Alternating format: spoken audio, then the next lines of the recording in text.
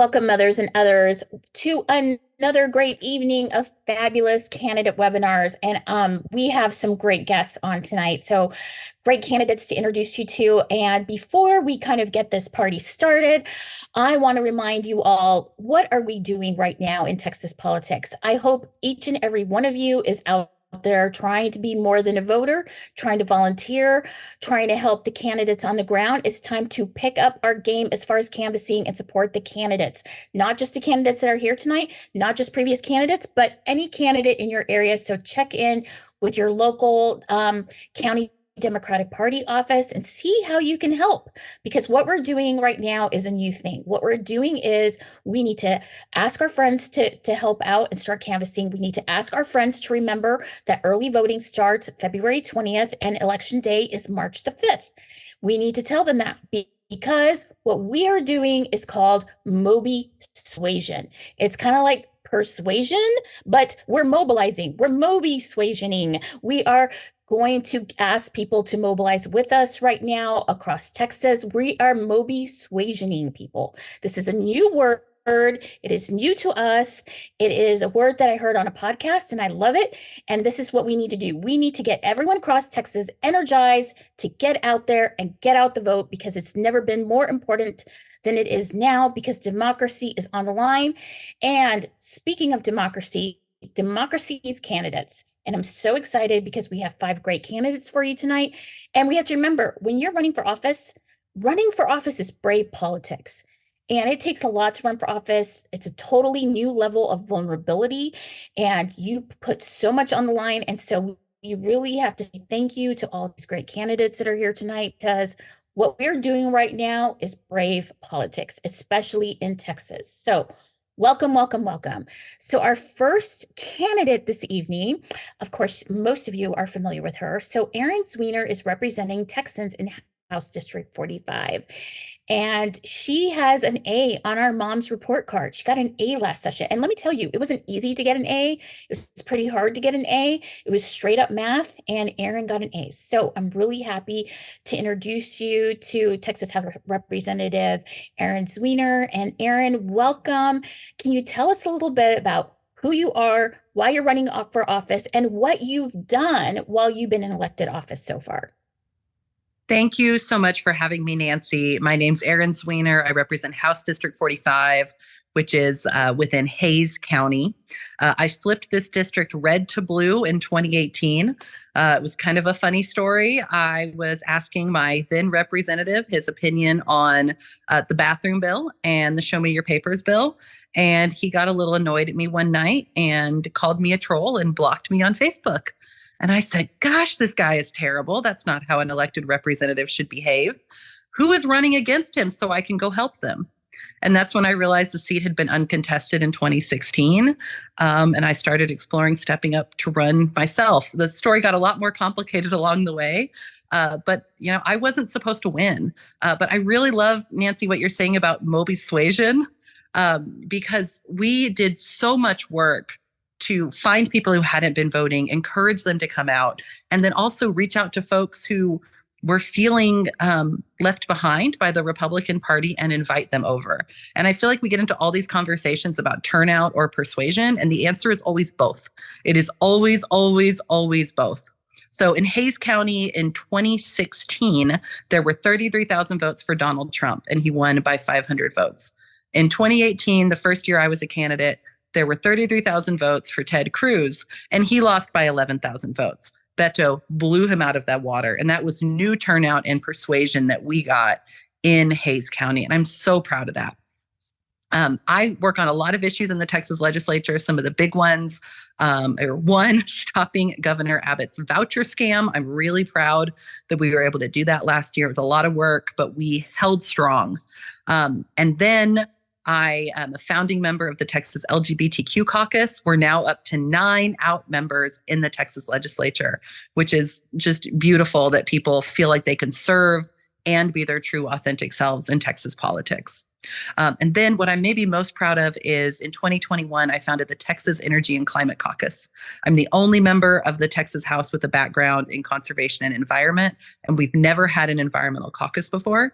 In about 2 years, we managed to grow to 56 members, And honestly, we are like one little bright shining star of bipartisan work in the horrible culture wars of the legislature right now. And we're building a coalition that's defended renewable energy in Texas and is supporting new, innovative, low carbon energy technologies coming into our state. Fabulous. So I have to ask, have you read the Mr. Texas book yet? I have not. It is on my list. I actually bought my dad a signed copy for Christmas, but I'm a little afraid if I'm going to recognize too many people. I think you should definitely read it. And I think you not only should read it, get the audiobook version because they have like the music in the back. So there's a song that Matthew McConaughey sings. It's in the back. But I think you should get it because of your caucus. I think you should get it because of that. It's perfect for you, actually. All right, I'm in, and I love. Yeah, get the audiobook. Highly recommend it. And then on February, I think it's like the 16th or something, we're having, let me look at the date. February 18th, we are having a we're having a Mothers for Democracy and our Anti-Fascist Book Club. And we're talking about Mr. Texas. So you can always join. It's fun. And we make it interactive. So we're going to have a good time. So anyway, moving on from that. So Erin, can you tell us what are the top three most important issues for your district?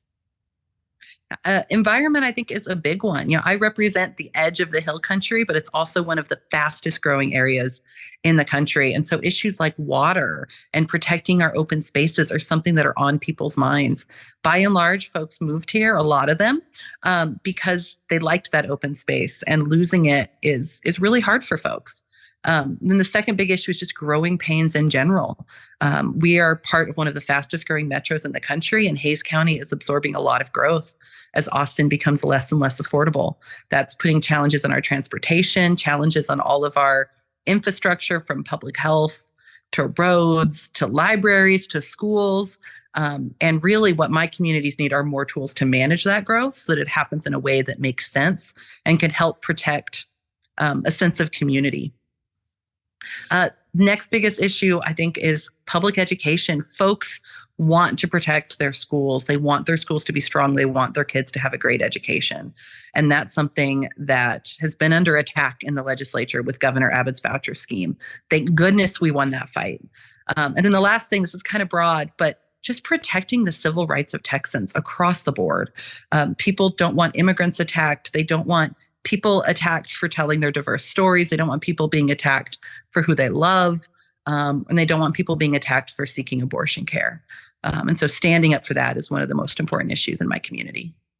Absolutely. So this year in the Texas Ledge, speaking of standing up for all of those things, we had a hard fight this year in the Texas Ledge. So can you tell us a little bit more about some insights of like all of the efforts that actually we did get and we did make in fighting back against some really bad bills? I mean, we didn't win all the wars, but it could have been worse. And I hate to say that.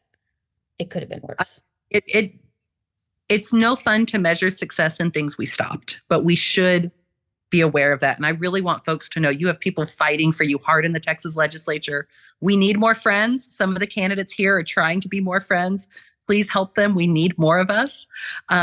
But one of the things I work on in particular is using points of order or the rules of the House to try and stop bad things from happening. And sometimes I can stop bills. I stopped a bill that tried to make wind power more unaffordable for people to invest in. But sometimes the problems come as amendments. So there's a bill on the floor that might be bad, might be neutral, but somebody tries to tack something bad onto it. They either try to take a good bill and make it bad or take a bad bill and make it worse. Some of the kings of this are like Tony Tinderholt and Matt Schaefer. I stopped an amendment from Matt Schaefer that would have penalized businesses who funded abortion care for their employees to travel out of state. I stopped an amendment from Tinderholt that would have required our school districts to report on the number of undocumented students in school and collect that data at the state level, which was definitely designed to try and target those families. I was able to stop that, though. And I was able to stop Don't Say Gay, that terrible Florida bill, from going into law in Texas.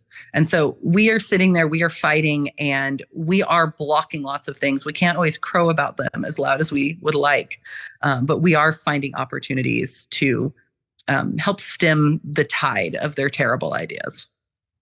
Absolutely. So, can you give us a little bit more insight as to what is going on in Texas border and what information you might have on what is going on? Because we just had a weekend where basically it was just like the convoy.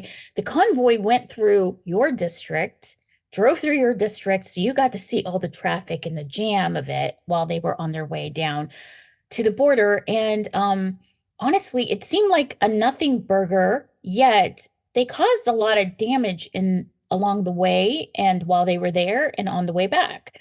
So I wanted to see what, how do you feel about how things are going on the border and what your insights are?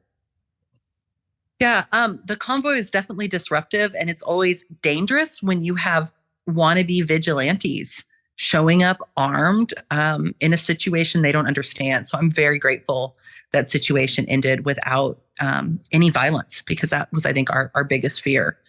But the problem with what's going on the border fundamentally is Governor Abbott is trying to run for vice president by causing a spectacle on our southern border. And I want to be clear, the GOP has no interest in problem solving. I have some concerns about the legislation moving through DC right now, but the fact that Republicans are turning up their nose at it to try so they can try and keep claiming there's a crisis at the border is perfect evidence of their disingenuous. They want chaos. They want chaos so they can try and campaign on it. And they have absolutely been exacerbating it. For example, President Biden tried to expand temporary protective status availability to Haitians and Venezuelans. That means folks would be able to apply for something very similar to asylum from their home countries, so that they would not arrive at the southern border and try to cross over the river. People will be able to apply in their countries and get a visa and get on a plane. Who's suing him over that? Ken Paxton. Ken Paxton is trying to stop these programs that provide clear, good humanitarian paths to enter the country. And furthermore, what Abbott is doing at the border is dangerous. We saw deaths of migrants because Border Patrol refused, I'm sorry, not Border Patrol, DPS refused to allow federal Border Patrol agents to access a family who was struggling in the river. That should sit heavy on every Texan's conscience. And the other thing I think we have to remember is the huge impact this is having on the lives of the Texas men and women of the National Guard and of DPS. They did not sign up to be taken away from their families for months at a time. Especially folks in the National Guard. Another group was deployed from my district just a couple weeks ago. They signed up to go do emergency relief for a couple of weeks for a hurricane. They signed up to go respond to a tornado. They signed up for very short deployments. And these folks are losing months of their lives away from their family. In some cases, they're having trouble returning to their jobs or are being paid less with the National Guard than they earned, and it's hurting their ability to provide for their family. These folks didn't sign up for this, and it has disrupted their lives humongously. And on top of that, we've seen some of them choose to end their lives because of how cruel, or I shouldn't say how cruel, but how difficult this has been for their families. So I really wish Abbott would back up from this, but the only thing we can do is continue to call out his cruelty, his stunt, and the fact that this isn't in the interest of anyone's safety. Amen to that. So speaking of Abbott, my favorite subject, after all, we created a group for him, just basically about him.